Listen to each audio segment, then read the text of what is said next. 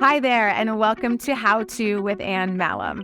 When deciding to do this podcast, I really wanted to create something that could give people real tools on how to execute on certain things. So often we talk about things on such a macro scale that, yes, leaves people inspired, but with no real idea on what the steps are to make something in their own life happen. I challenge and encourage and probe my amazing guests to get granular and specific on their strategies, their mindset, their tactics, and their methodologies so that you can learn practical, actionable steps to best optimize your confidence, career, health, and wealth.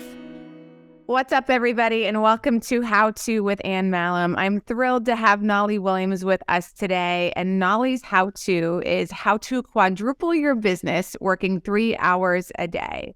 Everybody has to be interested in that, and I'm so thrilled to have him join us today. Knolly is known as the business healer. He runs 3 separate and distinct 6-figure businesses while working just 3 hours a day. Knolly is a best-selling author, an international speaker, and a thought leader who has built multiple 6- and 7-figure businesses from scratch. He built a 7-figure record label in his 20s. In his 30s, he became one of America's top real estate brokers, selling more than 1,000 homes as a solo agent during his first 10 years in real estate. Today, Knolly teaches thousands of entrepreneurs and business leaders how to duplicate his success through his YouTube channel, coaching club, and 3-hour Workday bootcamp. Knolly, thanks so much. Welcome to the podcast. And thank you for having me. I'm super excited to be here. If you guys How to. Yeah, exactly. If you guys are watching through video, you can already see that Knolly has great style. But if you're not, he has a great cowboy hat on and a nice necklace and a beautiful blue shirt. So Knolly, why don't you go ahead and tell folks a little bit about you and your background and how you came up with this sort of lifestyle of yours that seems to be working so well. So actually, I saw your TED in Austin, Austin, Texas. So you know about Austin, huh? Wait, so you were actually there in the audience? Well, I wasn't there in the audience, but I saw a bit of it, and I lived in Austin for 32 years. I'm in Puerto Rico now, so that's kind of where the style came from itself. But just a little background on me. So I was born in Brooklyn, New York, in 1970. Born in the Bedford-Stuyvesant areas where we lived. It was the hood back then. It's nice now. It was the hood. Mm-hmm. And eventually, by the time I was 10 years old, my mom had us in California. We were in South Central LA. And so I grew up in sort of on the outskirts of bad areas, if you will. But I was always an entrepreneur. So the entrepreneurial bug hit me at around age 12. Mm-hmm. I had to make money. I just liked the concept of making money. It was just something that was in my DNA. And my dad was an entrepreneur as well. And I had a tough childhood. There was some tough pieces of that from physical, mental, and emotional abuse that I went through. So I left home at a very young age, 16, and I had to make my way, or felt like I had to make my way in life. And so I didn't go the traditional route. I tried college. I didn't love it. And I started my first business when I was 23 years old. I was just newly married at 22.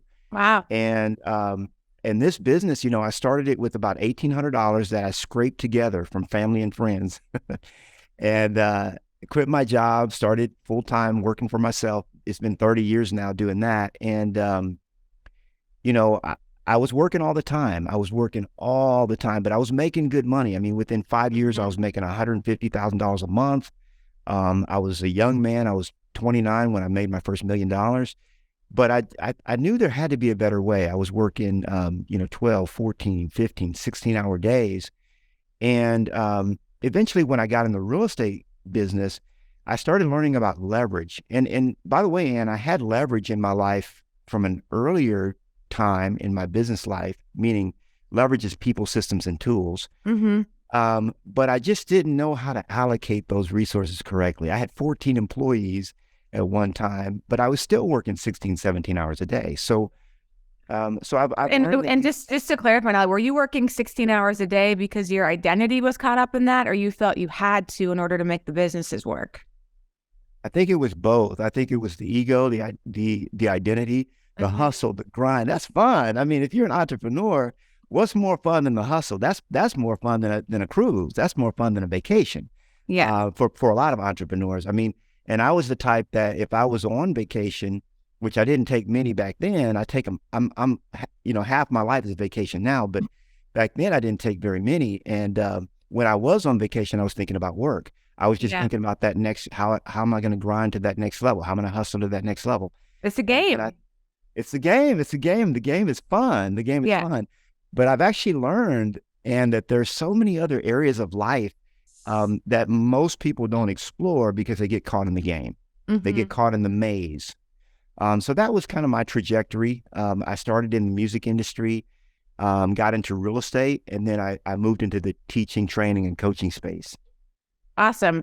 Yeah. I have a lot to say about what you just originally said, which is you started to question, why are we doing things this way? And that's obviously a great trait and a similar trait of a lot of entrepreneurs. And it's funny now, because you're 52, I'm 42. And I can still remember the time when people used to just brag about how busy they were, how little sleep they're getting, and it was like this rite of passage. It meant you were important, or you were, you were so focused on your work and your job. And it's like, man, exactly. Making $1 million is one thing, but if you've got to work 14 hours every day, do your hourly rate at the end of that year. And it's like, it's not that impressive. You become chained to the money. You become chained to those things. And so really thinking through, how do you put these systems, process, and, people in place? Because otherwise you never get out of it. It's like you own your own business, you do this thing, but really it owns you. Absolutely. Absolutely. You don't own a business. The business owns you. And just like you said, Ann, busyness does not equal business. And I learned that. And I also learned that there are because we, as entrepreneurs, we have internally, we're different. We are just wired differently. Internally, we have our artwork has to go out to the world. We want to show the world what it is that we have. We came here for, and I believe we came here for really three things. Number one, we're human beings. We came here to be. We came here to have an experience, in other words. That's number one. That's first and foremost. We're not human doings. We're human beings. Then we're human. I mean, we're here to do. We have a mission. We have a purpose.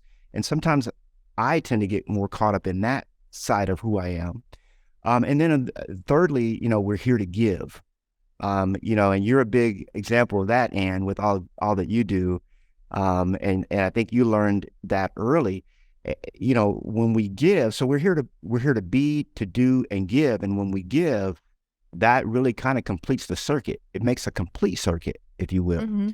But I feel like a lot of times entrepreneurs that I coach, and I've coached tens of thousands of entrepreneurs who are successful. They are successful monetarily, but they're not successful. They don't have a holistic, rich life. In other words, they don't have integrity. They don't have integrity. Integrity, the word integrity means to be whole, So when a person is not experiencing the joy of life in all areas, that's not integrous. That's a non-integrous life. Yeah, you can make a lot of money and do it in a way that you're not proud of, or that, anything that you contributed or built or whatever. Making a lot of money doesn't automatically mean that you did it in the right way or respect. And we're going to get into some of the granular stuff, but I want to take a minute and talk about some of these things that Knolly's talk about. I'm reading this great book right now. It's called Die with Zero. I love it. Bill Perkins. Bill Perkins. Yeah. And I feel like I've had that relationship with money for a while. And for those who don't know the book, he really talks about the intersect of your health, your wealth, and your time, and how all of those things may get different priority based on how old we are, what our activities that we like to do, and really maximizing those things and how we're spending our time based off of how healthy our bodies are, how young we are, how naive we are.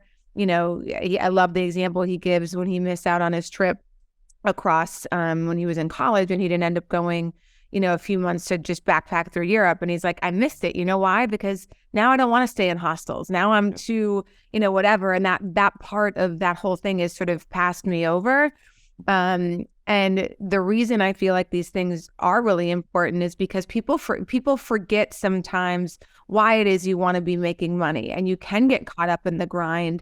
And I watch sometimes lawyers, partners, they become partners at firms, and like now you're just working 70 hours a week, and yeah, you're making more money, but your health is going to shit because you don't have any time to work out. You're not enjoying or doing anything. So one of the exercises I did was got really clear on, and again, I really feel proud of myself because I feel like I've been particular about my time for a while, but writing these things down, what do you like to do and what makes you happy?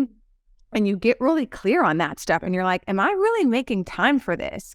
And I hear people say, oh my God, I love to ski. And I'm like, but you go skiing once a year. Like that's the number one thing you love doing, but you only make time for it, for a long weekend. Like those things don't make sense or add up. So what are you spending on working? Like this doesn't equate. So this must have been something for you, same thing of like, I got to figure out how to do this less. And you were motivated by wanting to do other things somehow, some way. So what was going on in that process when you're like, I don't want to be working 16 hours a day or can't keep this up? What else was pulling on you for your time or your energy? Well, I'll tell you where the epiphany hit me. So when I was, younger, a lot younger, I was 23 again when I started the record label. And I grew this company to the point where, again, it was making $150,000 a month. We had 18 artists. We were distributed through EMI Capital. We had 14 employees. We had a 6,000 square foot home on 10 acres. We had an office building on the property. We had a recording studio on the property in Texas. We were doing it. Had a compound. Literally, I never had to leave that property. We had a full-time guy that took care of the grounds and everything around. And it was nice. It was really nice. Well, and that was all happening. I was 26 when I bought that property, 27, 28, 29, 30. By the time I was 33, I was flat broke. And what happened with us was in the music industry, that industry shifted. It went digital. And I didn't know how to shift with the industry. It was 2003. And we all saw it coming, but it was kind of those things like, that's a fad. We just got off from cassettes to CDs. Digital is just going to be a phase. No, it was here. This was the new. And I didn't shift with the market. So our sales went down 70%. I pretty much lost everything I had. And as I was driving away for the last time from this 10-acre beautiful property, just a gorgeous property. And I looked through the back, rear view mirror and out at this property that I was leaving because I could no longer afford.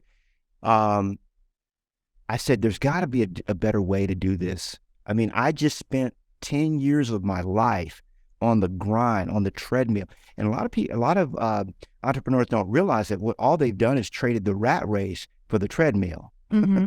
And so that's what I did. I traded the rat race for the treadmill, and I was like, there's got to be a better way. And when I said, I'm going to do real estate, because I gave my agent at the time $30,000 to sell my house. And I said, man, that looks like pretty good money. Maybe I could do that. So I got in the real estate game, and I hired a coach right away within 8 months. And my coach told me, was an epiphany for me. She said, Knolly, what are your goals? I said, well, I want to do 20 deals a year. And she said, let's make that 100. I said, 100 deals? That's crazy. Like, I'm thinking, I just left. That's not the game I'm trying to go back into. And she says, Knolly, I guarantee you, I think I had bumped it up to like 40. Okay, I'll commit to 40. I'll do 40, but I'm not going to do 100. She said, Knolly, I guarantee you that if you do 100 deals a year, you'll work half as much as if you do 40. And that fascinated me, that whole concept. I just couldn't understand how that was even possible. But since she knew, she was a rock star in the business, I said, you know what, I don't really know, but this is what my coach is telling me, so that's what I'm going to do. And lo and behold, I found it to be absolutely true. And so I've been sort of on this, I'm a student, a disciple, if you will, of efficiency. And so I've just been on this track to find how can I be more efficient with what I do. and move the needle forward. Like, and what really are the things in my business that do move the needle forward? And what are just the things that are keeping me busy? Like, in other words, what should I be doing and what should I be delegating? That's the whole key behind it. So reverse engineering the whole thing, I came up with 7 key steps, a process. I know you're the how-to gal, right? So you like the how-tos.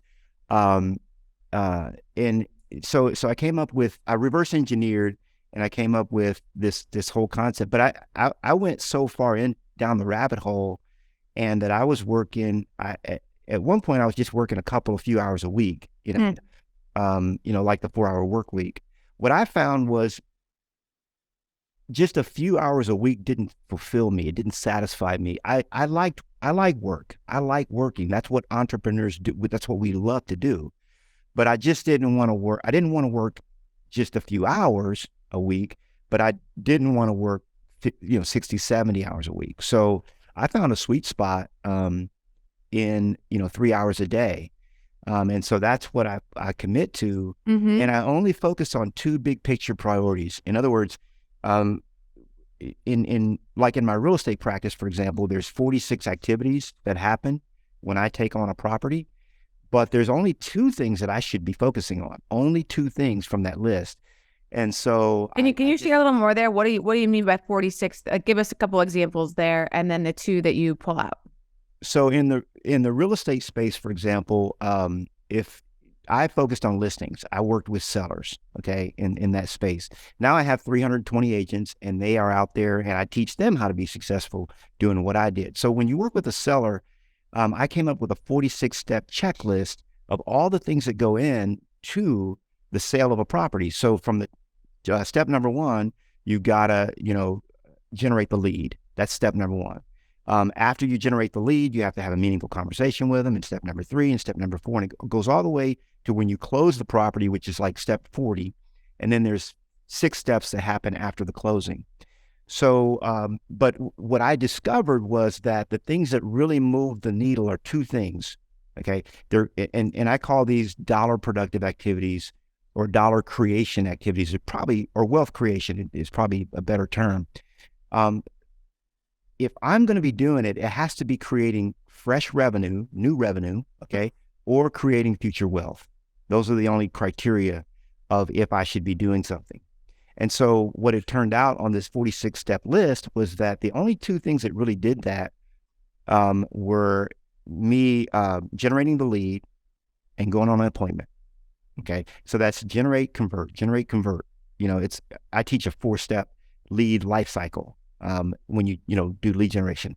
So generating the lead is step number 1, and then you've got to close the deal if it's right for that person, for that prospect, and that's going on appointments. So in my real estate practice, I went from doing 46 different things to just only generating a lead and going on an appointment. Everything else was done by my team. I delegated everything else, and I taught them how to do it. I have to. This is so important. And even though if you're not in real estate, it doesn't mean this doesn't apply to you, because Knolly, I do the same thing. And anybody that I have seen that is good in business stops, pauses, and asks themselves, do I need to be involved in this? And what is the outcome that will be produced if I am involved versus I'm not involved? And at some point, do I need to teach somebody else to do this so I can continue to elevate? And that's really what a good entrepreneur does. They continue to teach, delegate, and elevate. Well, you know what? Now I'm no longer getting involved in deals for $1 million. I'm getting involved in deals for $2.5 or $5 million. And if there's not a prospect that's going to meet that, guys, you've got to handle that. I need to know that you can. Do you feel prepared? And whatever. And I see a lot of business owners, leaders, what they end up doing, Knolly, is they protect what their current responsibility is, because they, 1, don't know how to elevate. They don't have a coach to figure out how to do that. Or 2, it's the scarcity model of, I don't want to, if I teach someone else how to do this, then what's my job? And you'll never grow. You'll never become independently wealthy. You'll never build your wealth if you have to take care of every single detail. You've got to find the right people to continue to trust and teach and they're doing what you were doing. I give people this example a lot where I say, okay, tell me, look at your job a year ago. If you're in a leadership position or a business owner, if you're doing the same thing that you were doing a year ago, you're doing something wrong. You're not, there's no growth there. And that means your business isn't growing. And if you don't understand that, it's going to hinder your own success and the success of whatever business you're involved in. Yeah. I mean, every business moves from I to we to they. I to we to they. That's the trajectory of every. I love that. I've never heard that. So, a business starts off with I do it. And that's just me. I've got my business, my company, and I'm doing everything. And then it's like, okay, now I have a team. I got several people helping me. We do it. And then eventually the natural trajectory of any successful business is they do it. You're pretty much hands off. I mean, you own the company, but you don't run the company. And that's the natural trajectory. And it generally takes sometimes about 6-7 years. But in today's environment, this can actually happen I've seen it happen in 9 months. I've seen it happen in a year, 2 years. Time can be compounded because we have so much technology, and tools that we can use. So yeah, and as you said, that's the system piece, and then putting the process behind the system, and then okay, so let's just dive in more to this. And then again, as your team grows, you have to be teaching these people how to do this in the same manner that we were just talking about, because if the team is going to grow, those people who are sitting right beneath you need to have the same mentality that you do, which is, guys, no, I'm not involved in this. And how are you ensuring that's happening and measuring that? Well, so it really starts with the first. Well, let me tell a quick story real quick, because you mentioned about it's not just real estate related, and it certainly isn't. I discovered this in my real estate practice, and as I was just doing what I do, my LMT, my massage therapist came to me and she said, "Hey, could you teach me to do what you do?" I said, "What are you talking about? Do what?" And this is before I started teaching, training, coaching, and doing what I do now, which I've been doing for almost 10 years on the coaching side. She said, "I want to build a team." And at this time, it was just her by herself. If she wasn't putting hands on you, she wasn't making money. Okay. And so I said, "Well, I do this in real estate, but I guess it could work in any business." So she said, "I'm sure it could." So I taught her everything that I was doing. And I got to tell you, Ann, within a year or so, she started expanding her business. She hired, one LMT after another. Today she has, she had 3 locations. Like, she got like 30 LMTs that work for her. She hardly does any, like, she might work a few hours a week, if that. Yeah. But basically she just followed the system and the model. And at that point is when I realized, wait a minute, this could actually work for any business. So I started trying it. I talked to my chiropractor and started teaching him the system and so on. So yeah, you're absolutely right. It does. But here's where it really starts. It starts, step 1, I have a 7-step system. And it starts with honing your superpower. Honing your superpower. What does that mean? That means that there is something that you are super good at, like you are superwoman, superman at, and there's a lot of stuff you suck at, probably in the majority of things that you're not good at. But there's a few, even if it's just one thing that is your superpower, that's your lane.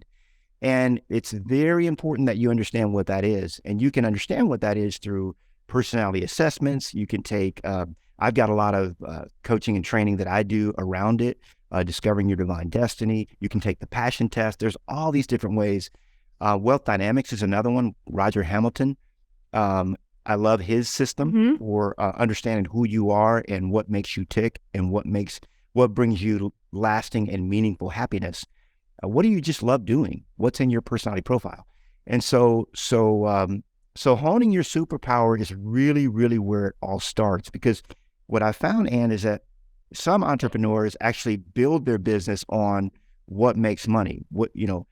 Where's the latest hustle? What's the, and what they're doing is they're trying to make a carbon copy of someone else's success, but it's not in their wheelhouse. It's kind of a corny example, but when I grew up, I was watching the what was it, Legion of Doom, and it was superheroes. Now it's Avengers. Okay. But back then it was I forget, a it was just like the Avengers. It was, you put all these people together, these superheroes together, and they all have very unique skill sets. Mm-hmm. Okay. And so if you have a delicate mission, you want sort of an undercover mission to happen, you're not going to send the Incredible Hulk in. Now, he has a good skill. Like if you need somebody to smash stuff, that's who you send in. That's his superpower. Well, what I found is that a lot of entrepreneurs, what they've done is they're building a business on very shaky ground because they're building a business that they're going to end up hating. Why? Because they've never discovered who they are, why they're here. Why are you here? Who are you? And what brings you deep, lasting, and meaningful happiness? And that's where it really all starts. That's the foundation. You gotta hone your superpower. Once you've done that, then you move into the point where you say, let me evaluate my business.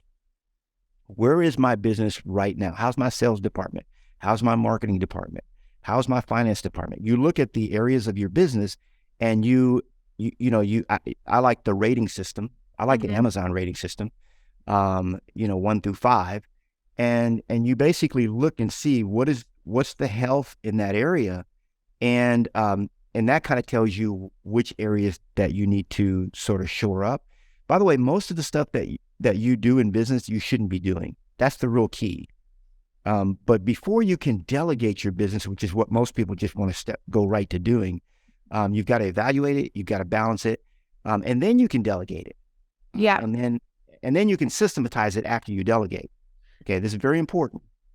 Yeah. A lot of people want to systematize before they delegate, but unless you're a systems person, I don't want you doing that, because the systematization of your business should be done by, in most cases, someone else.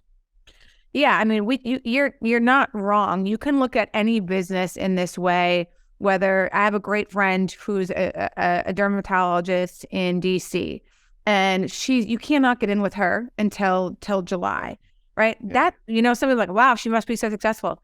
She is successful, but she has to trade time for money.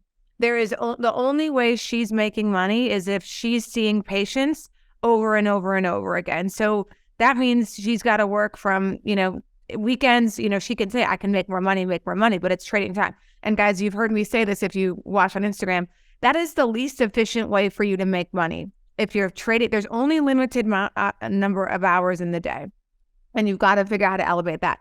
Now, correct me wrong, Knolly, but what if you're saying, like, I think about Solid Core. When I first started Solid Core, I had one studio. I was coaching 20 hours. I hired trainers, of course, because I couldn't coach every class.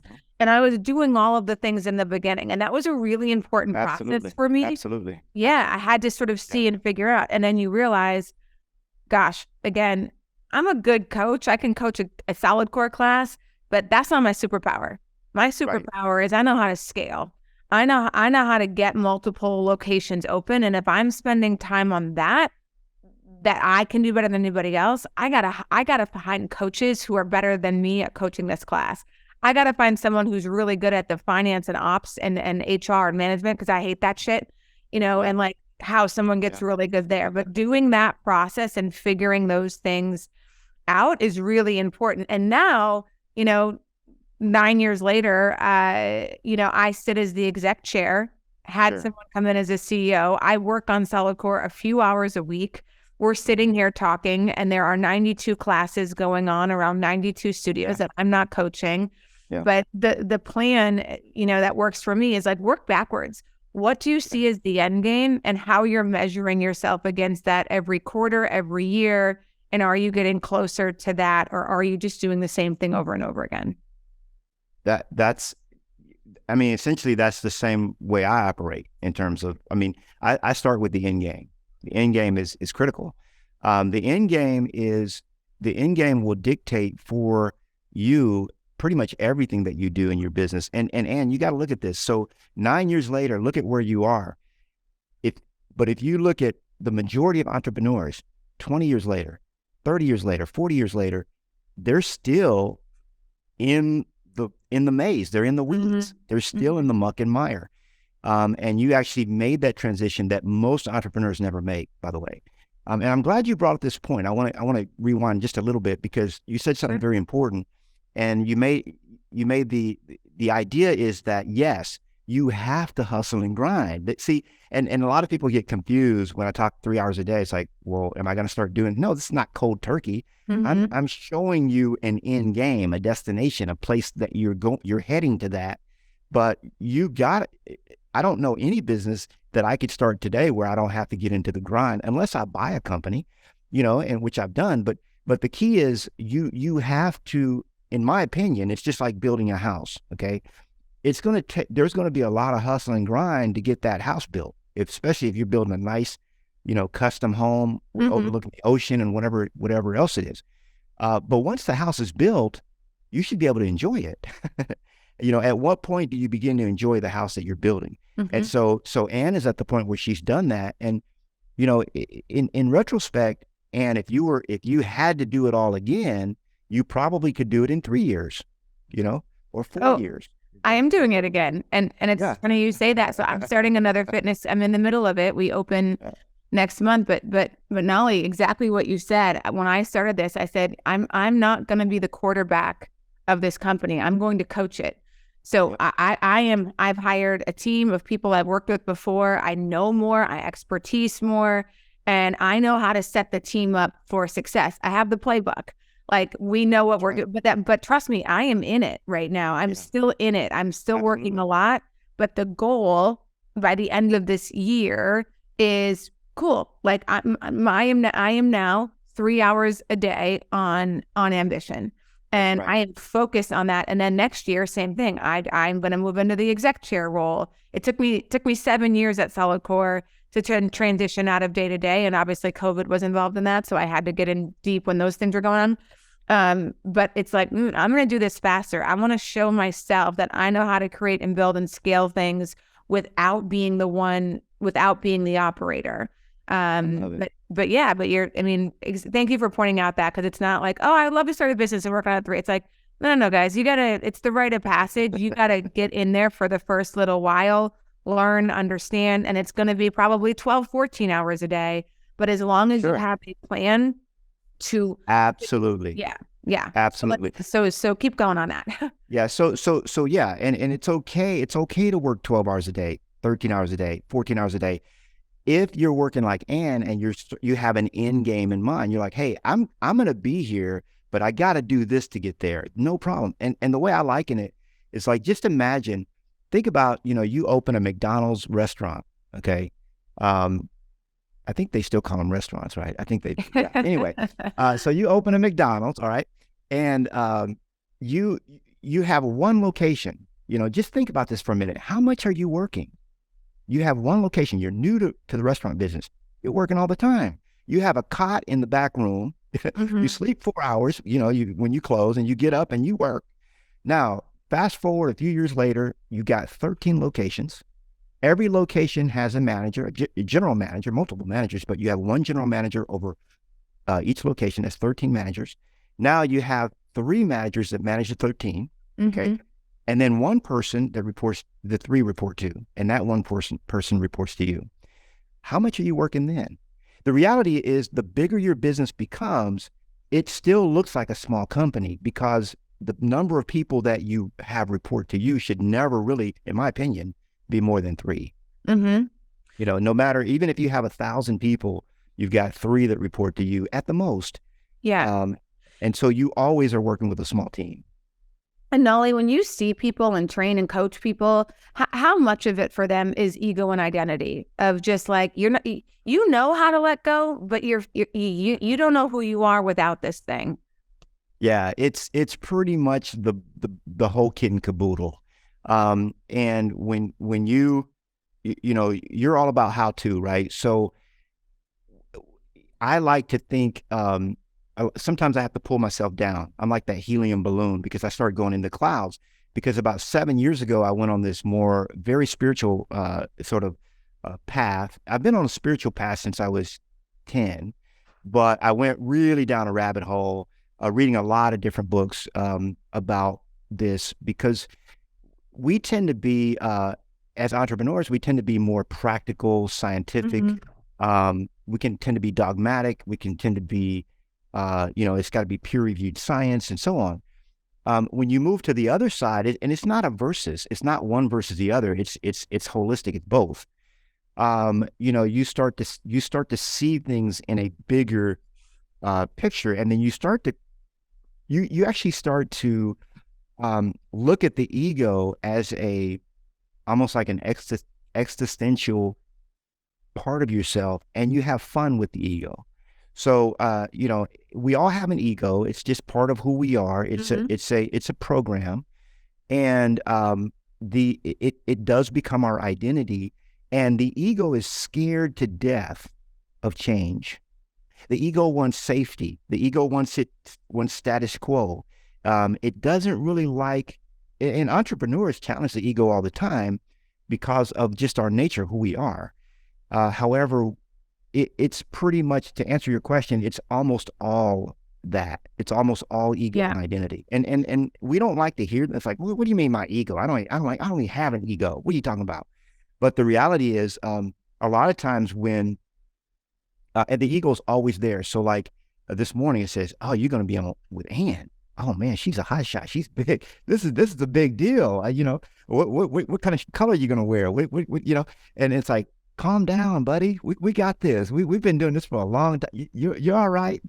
I got this. Sometimes I have to talk to my ego that way, because every one of us has a big me and a little me. See, the big me wants to get out and dance, play, have fun, and live your ultimate greatness. Live the life that you came here to live.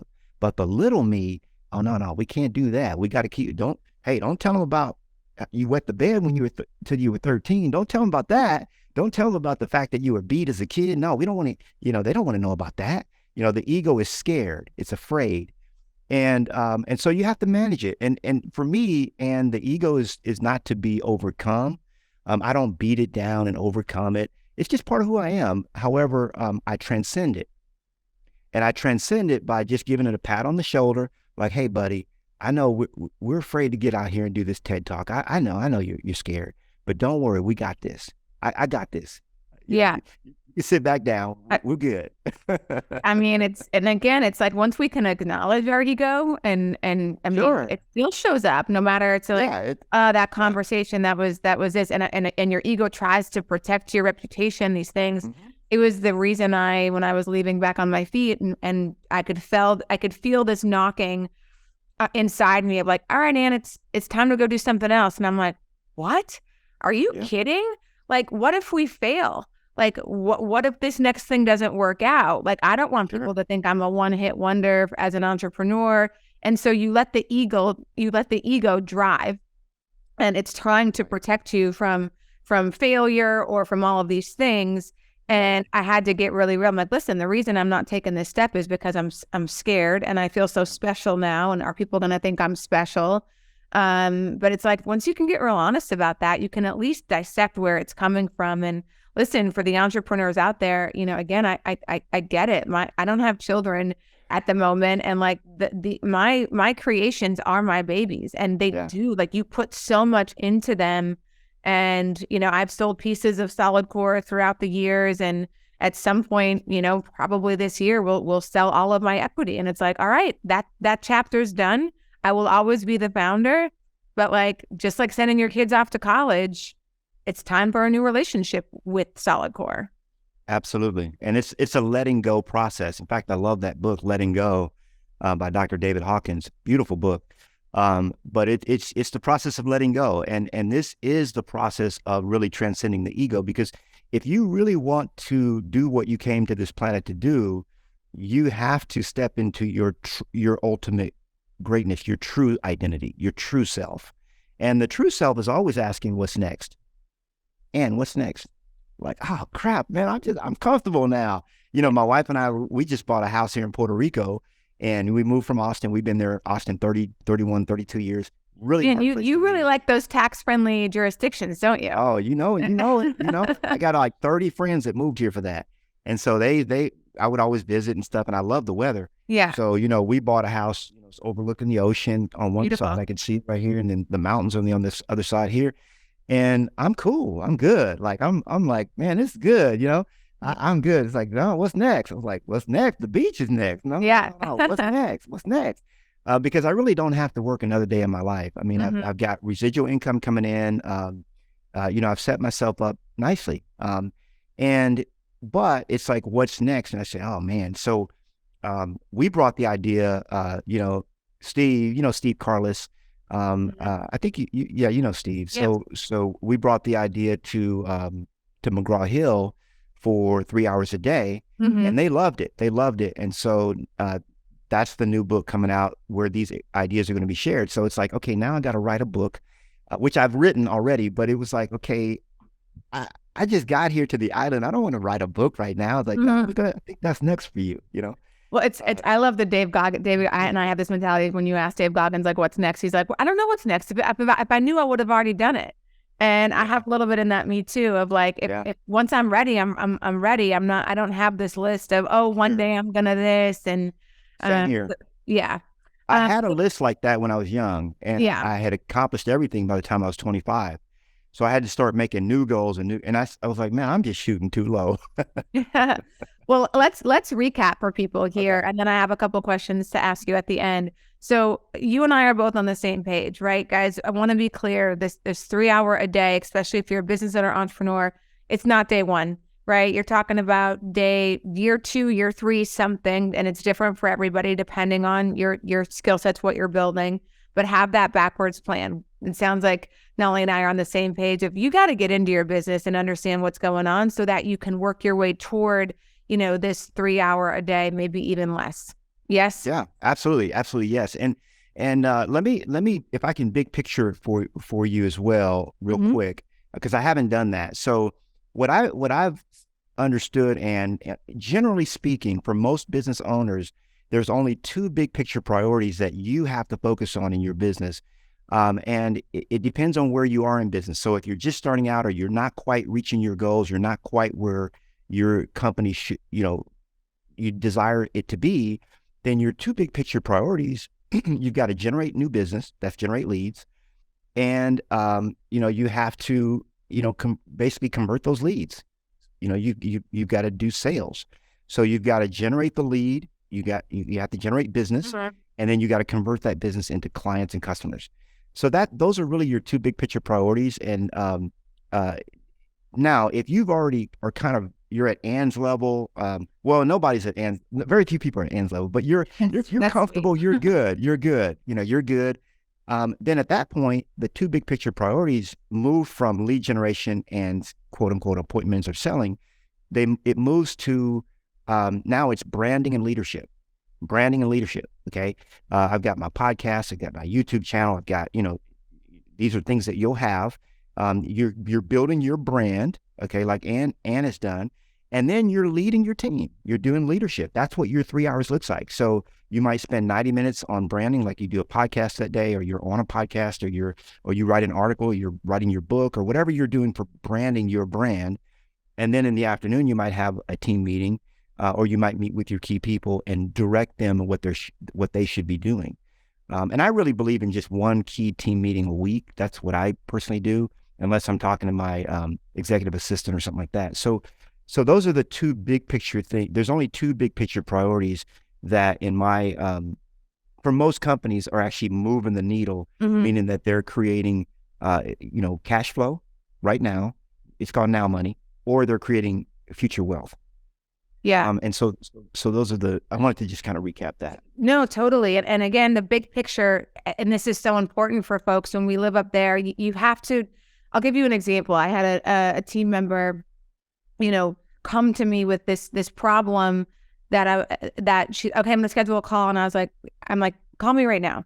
And I was like, I don't, you have to explain to me why you're involving me in something that you haven't tried 17 different ways to solve. Because if I'm necessary for this particular meeting, you're telling me that you can't solve it. And that, again, I'm just being really honest here, you're devaluing yourself to me.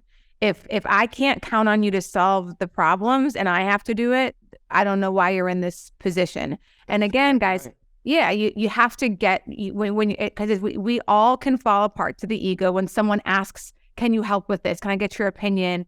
And we want to do it instead of thinking, wait a minute, if I don't teach this person how to trust themselves, to critical think, to problem solve, and make sure that when these things come up, when they're coming to me, no, I'm not getting involved in this. You need to figure this out. That is what Knolly is talking about when you see entrepreneurs and business owners and leaders in the same spot 10 years from now, because they've never delegated, they've never taught. And in the moment when someone tells them that, okay, you jump in and you try to save it, and you feel you're so necessary for the business because you're doing that. And that feels good. It feels good. I'm needed. I'm necessary. This thing doesn't work without me. But again, that's when the business owns you, and the other way around. You either work in the business or on the business. That's right. And that's right.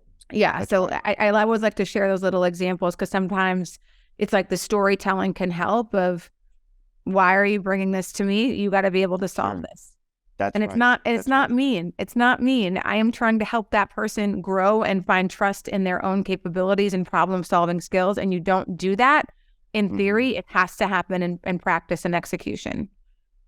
Yeah, I mean, there's so much around this. We don't have time to unpack it, but most business owners and entrepreneurs hire wrong in the first place. They don't hire correctly.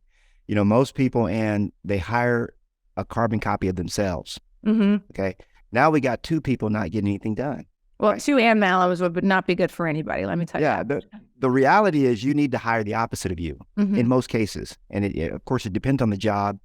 And I break down, I have like 14 different job descriptions for the critical jobs. You don't need that many people in most cases, but the reality is most hire wrong to begin with. And then they try to make that person fit into what they need. We call it a desperation hire. They hired out of desperation because they really needed somebody, and they got the first person they could find. But when you hire correctly, and you hire a capacity person, a person that has a large capacity, you give them the reins, because when you are taking their job back, like Ann's talking about, you're teaching them that you don't trust them, and that they shouldn't trust themselves and their decisions. And so that's very, very critical, very important. You have to have the right people in those positions, and you have to feel comfortable not being involved. Yeah, it's actually a blessing. Yeah, and you learn that. Again, I try to tell people, look at the checklist, guys. Every single month, write down the responsibilities you have for your business, and have the plan for, okay, this needs to move over here. These things, these 20 things need to be 15 by end of the quarter. That way you have accountability for this stuff. And again, when we're just waking up on autopilot, aimlessly doing whatever needs to get done for the business, that is where you're going to get stuck. So it sounds like, Knolly, people can learn a lot more on the coaching business and stuff that you have. What's the best way? Is it YouTube? Like, if people really want to understand, again, gosh, I am exactly where they're talking about. I am in my business.